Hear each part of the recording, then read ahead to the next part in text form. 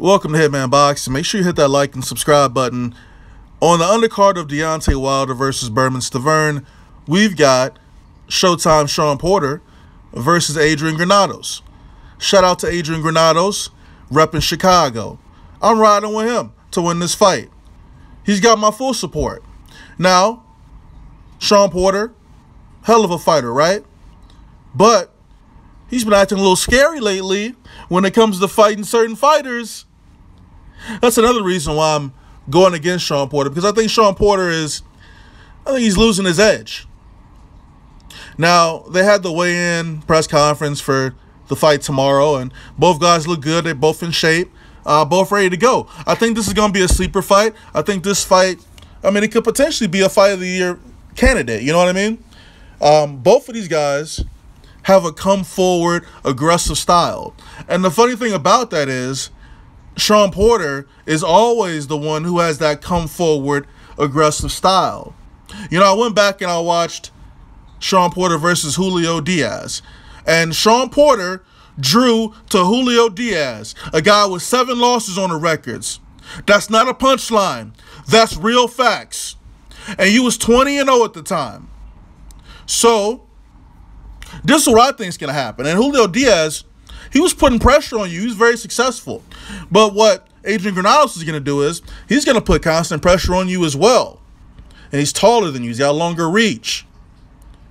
Now, both of you guys have been down, so I don't want to hear you say that Adrian Granados been down before. You know what I'm saying? People keep forgetting that Adrian Granados beat Amir Imam. Y'all remember Amir Imam? That prospect at 140? Beating everybody. What happened when he went up against Granados? He took a L. He took the first L of his career. So Shawn Porter, if he's not careful tomorrow night, he's going to take a loss. He seems to be focused on other fights, whether it's Danny Garcia or Keith Thurman. So I hope he's focused on the task at hand here. Because if he takes a loss to Adrian Granados, that means Granados takes his spot. And he becomes more valuable. And then these top-tier fighters really don't have to fight you again, Shawn Porter, because you would have taken another loss. You know what I mean?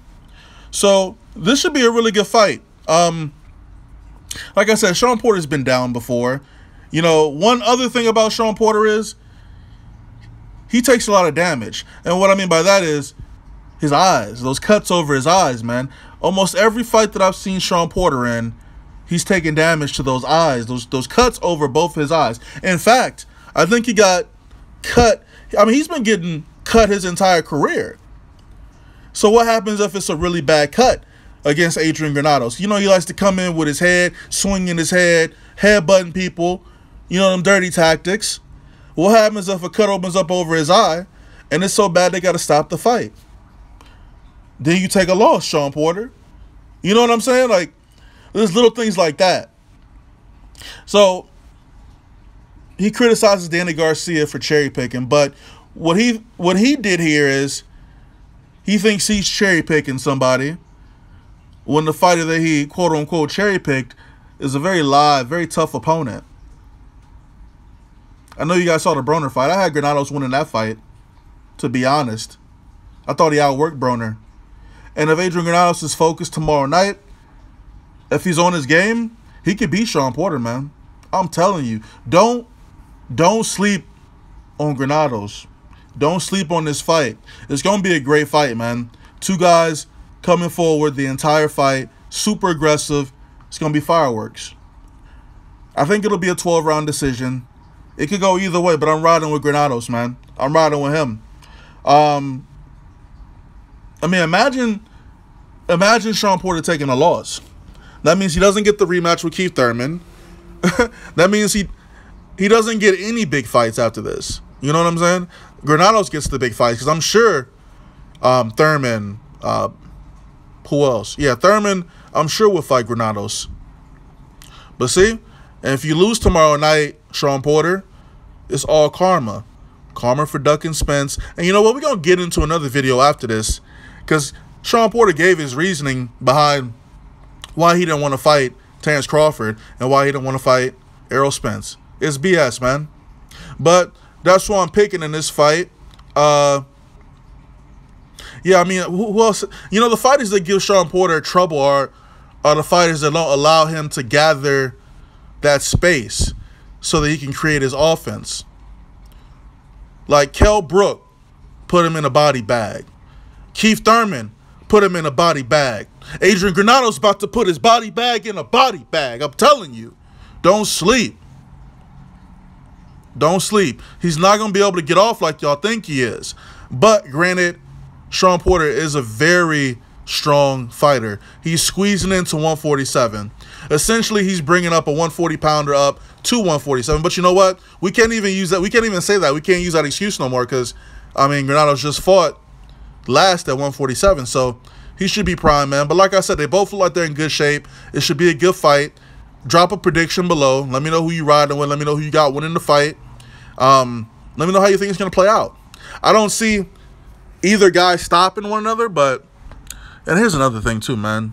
If it's a close fight and it goes 12 rounds, you already know what the judge is going to do, man. Y'all know the judges are going to lean in favor of Shawn Porter, man. So really, Adrian Granados has to dominate Shawn Porter, I think, to win this fight. Can he? I mean, that's going to be very difficult to do, man.